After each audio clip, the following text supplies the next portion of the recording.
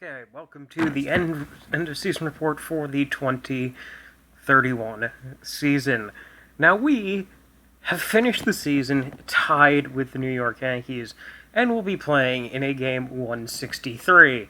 Now the reason that the Yankees finished this fucking good has nothing to do with the fact that their team got better or yada yada yada. Aaron Judge hit 79 home runs this year. That's what happened.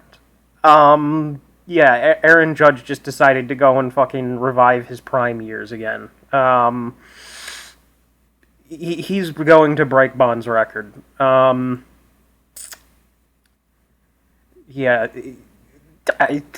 Aaron Judge just fucking returned to his prime, and they already had, like, Yotona, and they had all these other guys.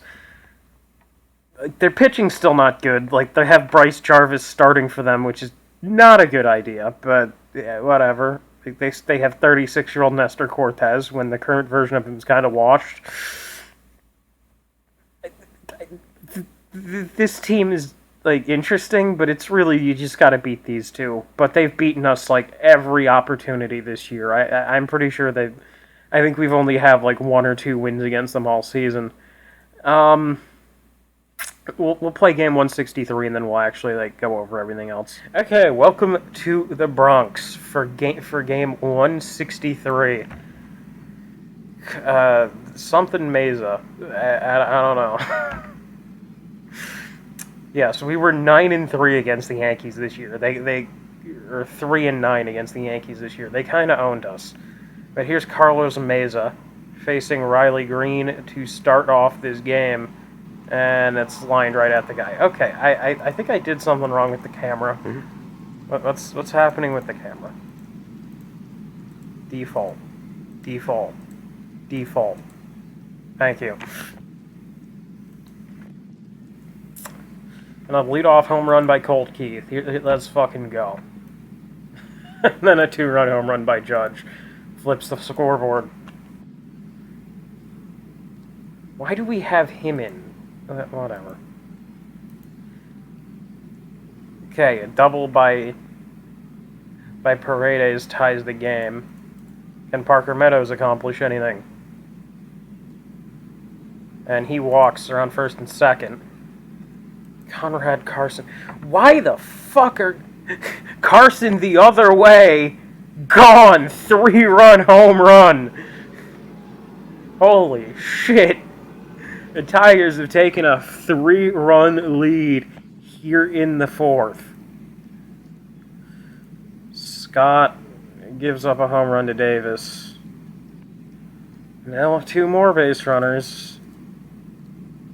Come on, dude, you pitched fantastic all season. Why are you struggling so hard now?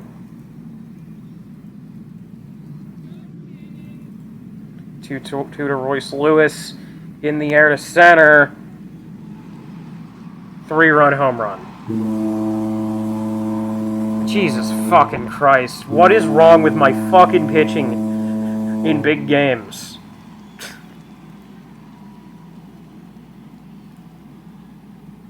God, the entire bullpen's gassed.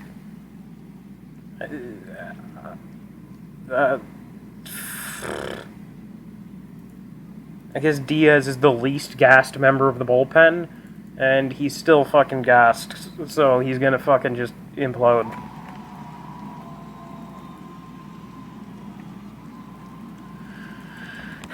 Jesus Christ, dude, throw strikes! Not that kind of strike, you fucking retard!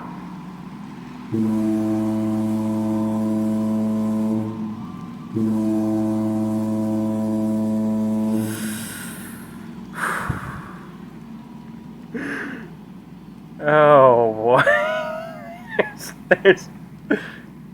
There's gonna be some fucking hell to pay for this shit. Okay, 6-11. I don't know why we don't have our best hitters in the lineup in this game, but whatever. We narrowed the lead up a bit more. Full count to Green. Takes his ball into center. and it's gone. So it's now 9.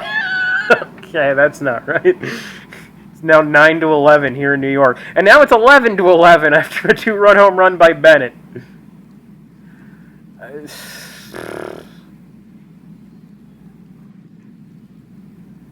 And Evan Carter got hurt. I think the only guy who can actually fucking do this is Valor. I pinch hit for Pasquantino. That's not Pasquantino, it was the other guy.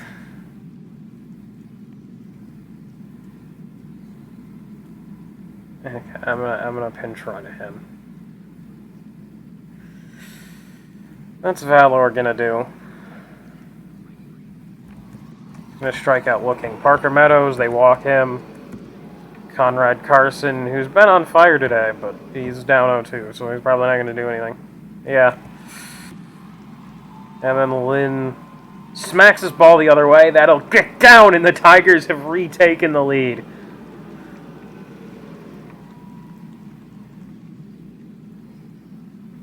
Here's Green.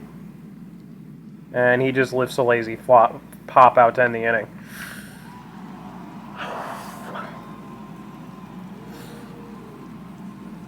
Okay,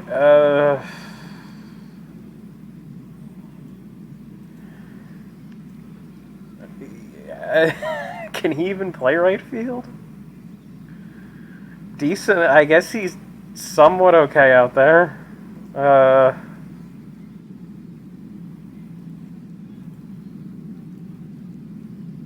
Samar tossed a clean inning. Time to stretch. Go for a walk. Or call a friend. Okay, we have a chance to add on here. On the top of the 9th. Carson walks. Bases loaded for Lynn. Lynn walks. It's a 2-run lead. Now we have the bases loaded for Riley Green, who bounces into a double play. I guess it wasn't a double play, even though the ball clearly beat him to first. Colt Keith is going to clear the bases. Colt Keith clears the bases, and the Tigers have taken a, 15-11 lead? 16-11? 16-11. Bennett strikes out to end the inning. And now we have... Oh, wait, that didn't end the inning. Okay, Shawnuel walks. Tommy Roberts hits a ground ball to end the inning. So we scored 4.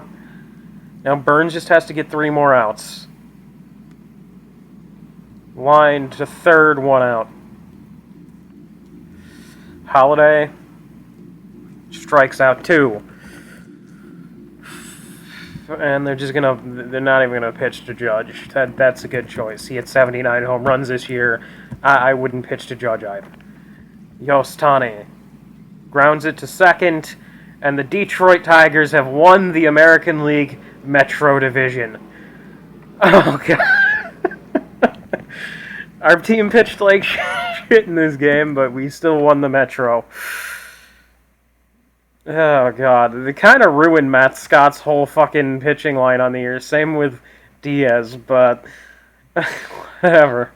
We managed to pull it off in the end. Home runs by Colt Keith, Carson, Green, and Bennett.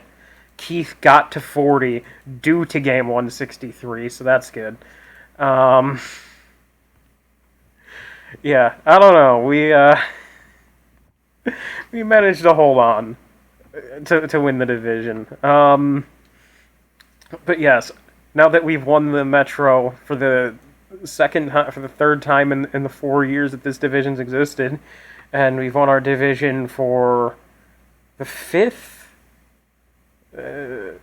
1, 2, 3, 4, 5. We've won our division 5 out of the last 6 years, and we've won the Metro in 3 out of the 4 years that this division's existed. So, how was this season? In terms of Pythagorean, we probably should have been able to avoid that game, because we should have been like 1 game better. And we were really good all season. That's why we won 106 games. Pitching and defense was this team's strength. We weren't particularly great at anything in terms of hitting. Like, we had a really good hitting core. It just wasn't, like, the best at anything. Though, as usual, elite pitching and defense. Job, Yamamoto, Scott, Iwate, and Kim all pitched fantastic on the season. Iwate's actually gained the 4th starter spot for the postseason. Kim is going to be a stopper during the postseason. But yes, all 5 of our starters pitched great. They all had ERAs below 4. We had, unfortunately, Shonowell really cooled off in the second half. He still had like a 145 W or OPS plus and a 141 WRC plus, but he just didn't quite do. Like, I thought he was going to get to 30. He didn't. But he put up 4.7 WAR, so he overall had a really good season. Connor Bennett hit 26 home runs for us, but as usual, he didn't hit for average at all. He did get on a lot because he walks, but he was simply fine with a bat. Though I'm pretty sure he's going to get another Gold Glove this year because he was fantastic behind the plate. Yamamoto had another stellar season. Honestly, I'm so glad that he decided to opt in to the final few years of his contract. Like, it might get a bit painful near the end, but he's deserved it. Shulver was off this season. I don't know what it was. Apparently his fucking FIP was even worse than his ERA. I don't know. This was definitely his worst season. I think the fucking mileage on his arm is starting to pile up. Luckily, like, even though we're paying him through 2035, it's not a ton of money, so we'll be fine. And Chase Burns had just a great season. 2.77 ERA. Apparently, according to his FIP was way higher than his ERA, but that's like a constant with this team, that FIPs are higher than ERAs. So Burns has had another stellar all-star type season. Diaz's final line looks worse than it actually was. If he hadn't blown up in game 163, he would have had a decent line. Meadows had a 103 OPS plus. That's exactly what we needed. His defense was once again elite in center. Just another fairly typical Parker Meadows season. You look at like the average and it's like, oh god, that guy sucks. But no, he's just not a particularly good contact hitter. He does have a very good eye, which typically leads to very good on base percentages. At least solid for a guy who is definitely defense first. Vinny Pasquantino raked against right-handed pitching this year. I'm not gonna say raked. He only had a 101 OPS plus. This will be his final season here. Tommy Roberts, I think he had a decent rookie year. 114 OPS plus. Honestly, generational defense at short. Like, this is like one of the great defensive seasons for a shortstop.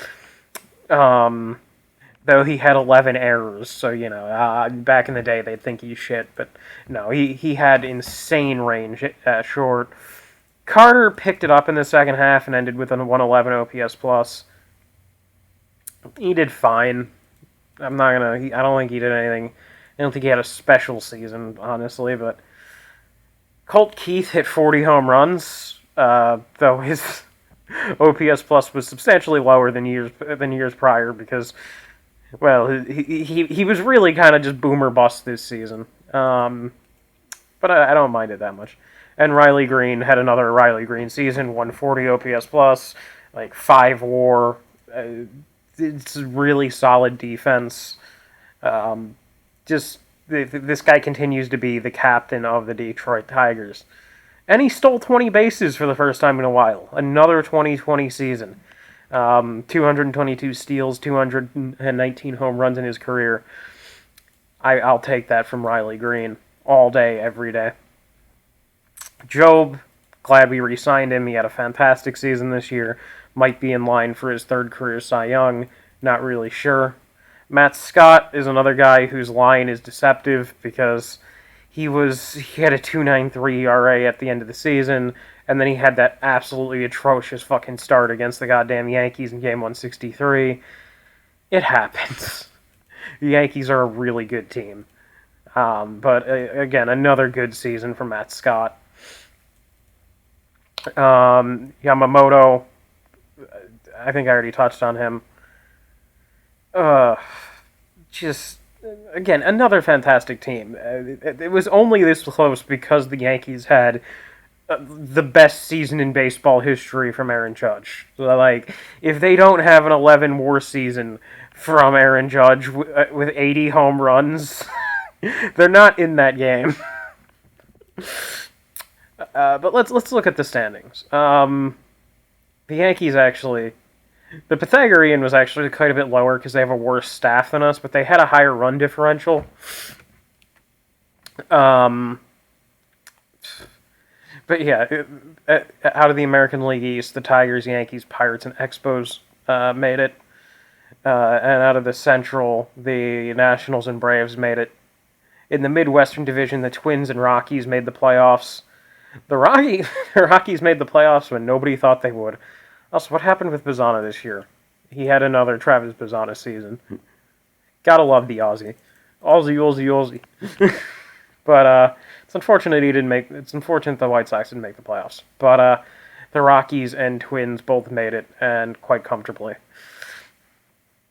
In the Western Division, the Padres, Mariners, and Dodgers and Beavers all made it.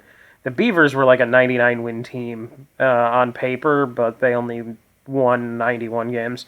And despite Musina having another fucking god-tier season, the Diamondbacks failed to make the playoffs for the first time in 2 years.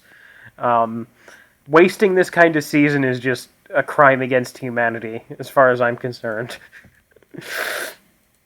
Also, I am curious, did that guy on the goddamn... he lowered it to 6.4. Hey, we have a knuckleballer in the league again. That's all I can say. But the Sound lose 107 games this year. Yeah, so... And the game says they should have lost 111. They are, like, truly atrocious. I guess that's what happens when you have an expansion team and you don't have that Jeff Bezos money to just buy all the good players. But yes, we have. Okay, so let's check the statistics. American League, Aaron Judge led in everything, except at bats and hits. He didn't lead in hits. He led in runs. When you drive yourself in 80 times, it's probably fair. Alex Harrington.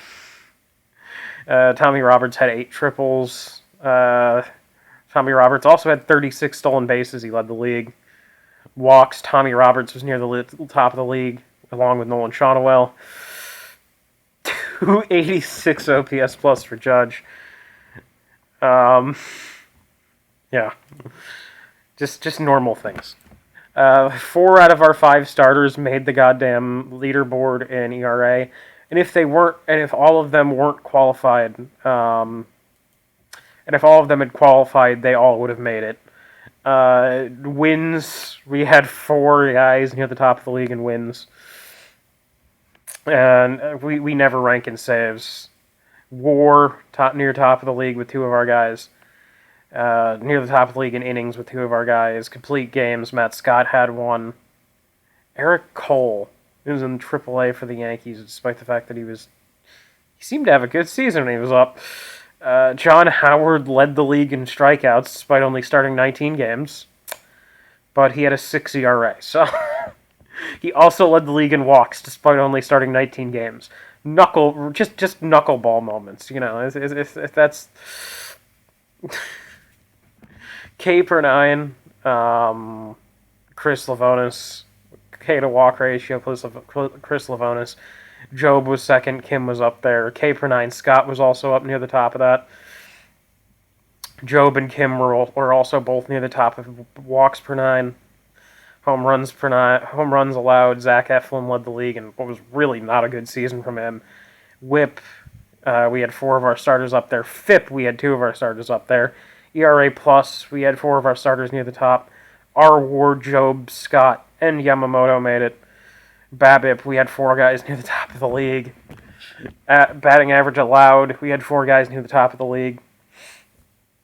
Winning percentage, shutdowns, we had 2 guys near the top of the league, Burns and Shulver. Holds, Burns and Shulver were also near the top of the league, and then quality starts, Job and Matt Scott were up there. What about team statistics? Defense, we had the best defense in the American League. What about the league as a whole? Yeah, we had the best defense in the entire league. That counts for efficiency too. Range, no. When it comes to pitching, our team had not the best FIP. Apparently we were like 4th in the league in FIP. Now that makes sense that they had the best FIP because they had a guy with a 0.00 FIP again. We were 2nd in the league in FIP though. ERA, we led the league. Ground out percentage, we were near the top of the league. WHIP, we led the league. Opponent average, we led the league. Strikeouts, we did not lead the league because none of our pitchers have really ever been strikeout guys. Walks, we issued I guess we issued more walks than I thought. Yeah, we were pretty average in walks, but we gave up the 3rd fewest home runs, and we allowed the fewest runs on the season. Apparently we had near the top of the league in saves, but they were spread out. So, and then in terms of our hitting, our offense was like pretty average or slightly above average. We've never really been near the top of the league in home runs or anything like that. So, yeah, another really good regular season. Let's see how the playoffs go. I'd like to thank everybody for watching this episode. Actually, you know what? I am going to skip through the first round, and we'll see who we're playing in the first round of the postseason. I swear to God, if it's the fucking Yankees. Oh God. Okay, let's see.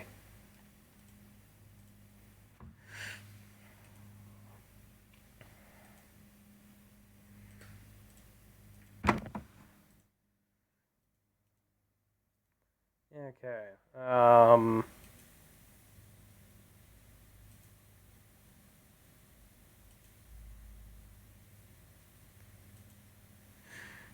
Okay, so the Yankees just swept Atlanta, and we will be playing the Pirates in the NLDS for the 2nd year in a row, while the Yankees are playing the Washington Nationals.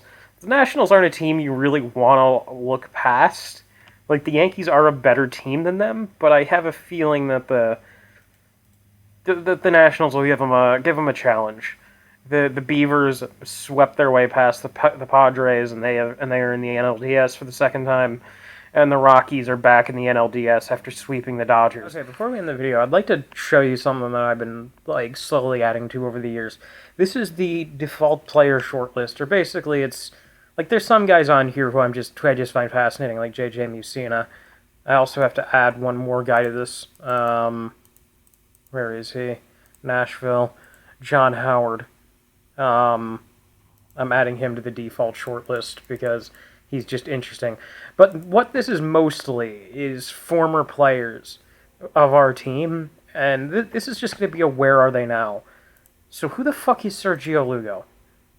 Signed him to a bonus. He was the guy I traded in that disastrous Brandon Paft trade. He was an all-star this year. 136 OPS plus. He's tore up his way through the fucking minors. And for a half a season of Brendan Paft, we gave up a good player. I don't really know if he's going to be this consistently. The lack of eye is concerning. He's already had from what seems like a major injury. We'll see, but I like this guy. I probably shouldn't have traded him, but we did need some help. It happens. Zion Rose, and we traded him for Michael King, and he's coming off of his second straight really, really good season with the Philadelphia Phillies. Now, would I undo this trade? No, because Michael King was a fucking stud for us and brought home 3 world championships. But would I be opposed to having Michael King or Zion Rose right now? Not really, man. Especially given the performance Evan Carter had this year. Yeah, I could use a nice Zion Rose. I'd imagine that his defense is... And he's a pretty good center fielder, so... Yeah, we definitely missed out on Zion Rose. Jack Rutledge, who is the guy I traded for Isaac Paredes to Houston? Yeah, how the fuck... This guy was like a 40 potential player when we traded him. And now he's like a superstar. I don't know. Another guy that we could use, but I'm not too terribly disappointed that we got rid of him. Garrett Crochet, he was never on the team. He's one of the guys I like getting updates on because I think that he's a Hall of Famer in this. Or at least I think he's going to be a Hall of Famer. Same with Jung Ho Kim. I nearly went out and signed him, but I helped hold back. And honestly, it's probably for the best. He's had some weird seasons. Michael King, you know Michael King. He was here for 4 years, won 3 world championships, and was just a fucking bona fide stud for us the entire time. No regrets in acquiring him, but also no regrets in letting him go. He pitched to a 3.73 ERA this year. He had a good season, but he's getting up there, and for the contract that he got from Arizona, I'm not all too broken up about the fact that we didn't retain him.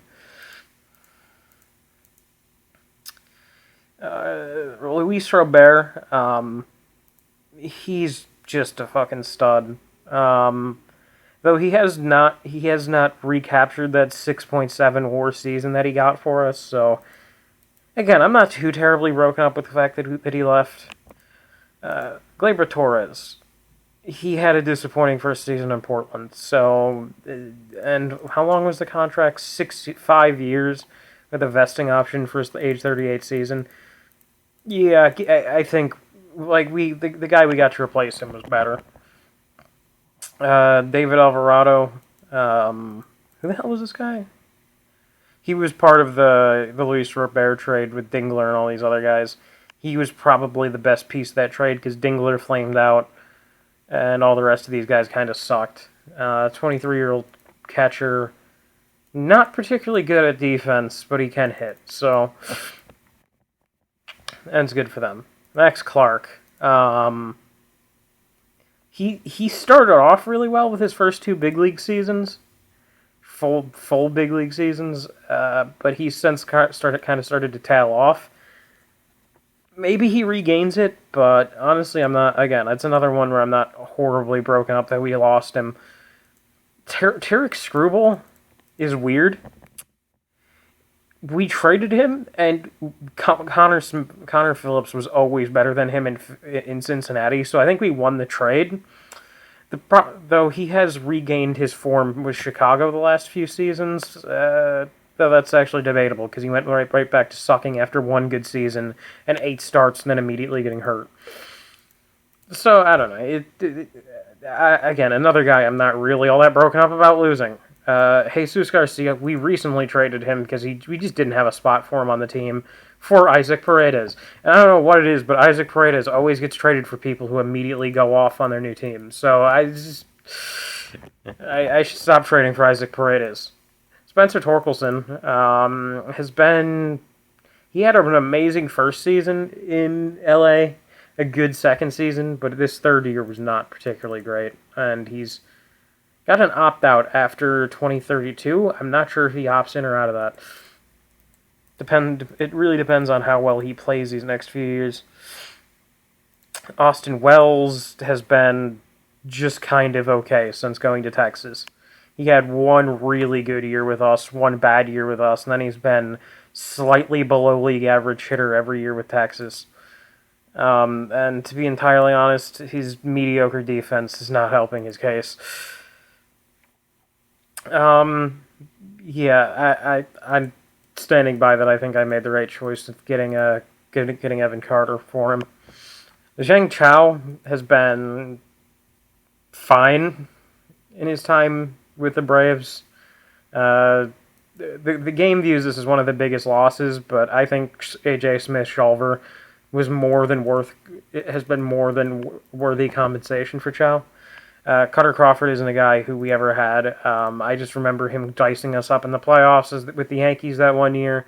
I think it was 2027, and I've had him on there ever since. But he hasn't been any good since. Noah Franco was horrible both as a hitter and a pitcher in his first year with the Nashville Sound, so that sucks, I guess. Henry Malloy, since going to Anaheim, had a decent first year and an awful second year, and his defense is still slightly above league average.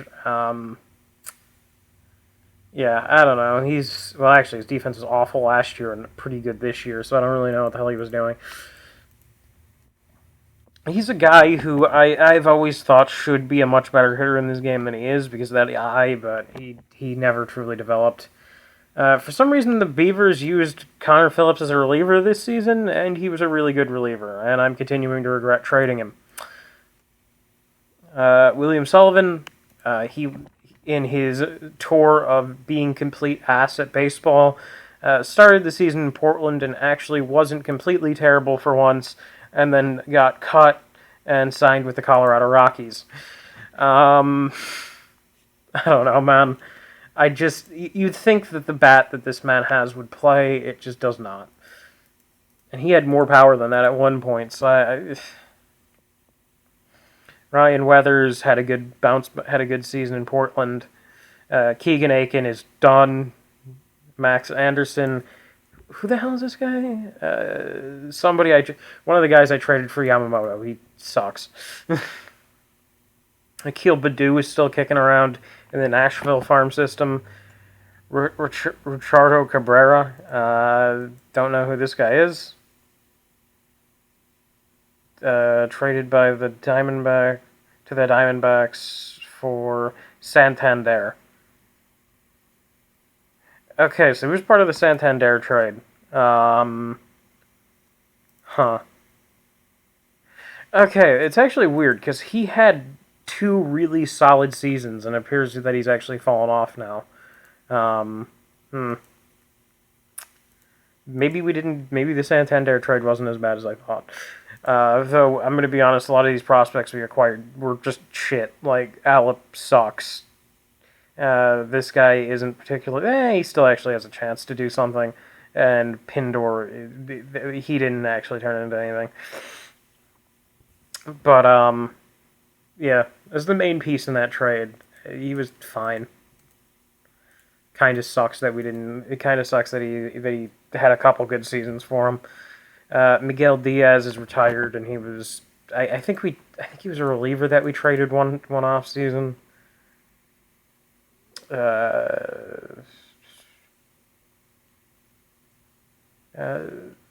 Traded him for an 11th round pick and some money. Yeah. I don't know. Oliver Dunn's in Toronto. I'm sure you remember Oliver Dunn. Caleb Ferguson is in Colorado. Don't really know who Wilmer Flores is, but he's retired. He was basically a longtime farmhand of the team, and he sucked. Luis Garcia is playing back in the Nationals farm system. So he's gone full fucking circle. He was playing for the fucking Nationals farm team. We traded for him. He sucked.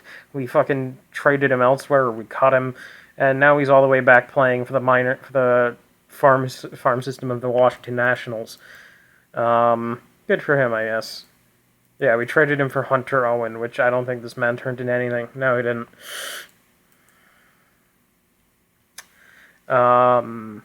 Let's continue on.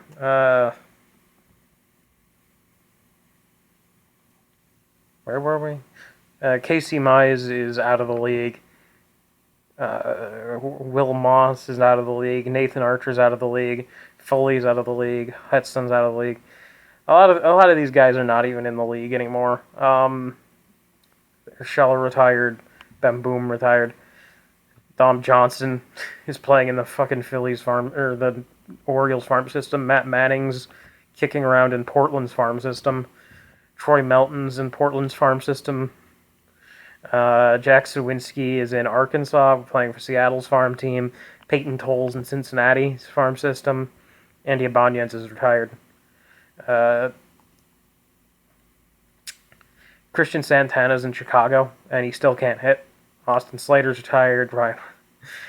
But yeah, you've basically seen what this was. This was basically just a where are they now of all these players that we've gotten rid of, and a few like random guys who I just find interesting. Like how the fuck can you not find J.J. Mussina in his 49 WAR in 3 seasons interesting? Like, come on. Or John Howard and his 200 strikeouts in 117 innings and 102 walks in 117 innings. This man is insane, and he's a fucking knuckleballer. How can you not love this guy? But yeah, I don't know. There's not a ton here. That's all that interesting. Oh yeah, Dylan Dingler's. He got cut. He was in free agency at one point, but I guess the Phillies re-signed him to a minor league deal. Yeah. I don't know. It's just interesting. It makes you realize that a lot of the players that we've got, that there have been some really good players we've gotten rid of, but a lot of them aren't nearly as good as you'd think. I think I've made some really dumb trades, but when you look at the fucking decision history and you see that that it's mostly made up of guys with above 10 fucking WAR, and the worst guys we really got rid of have probably only put up like maybe 5-10 WARs since they left. It makes you feel a lot better. But yeah, this is the end of the end of season report. I hope you guys like this episode. I will see you guys next time for Game 1 of the American League Division Series. Thank you everybody for watching, and goodbye.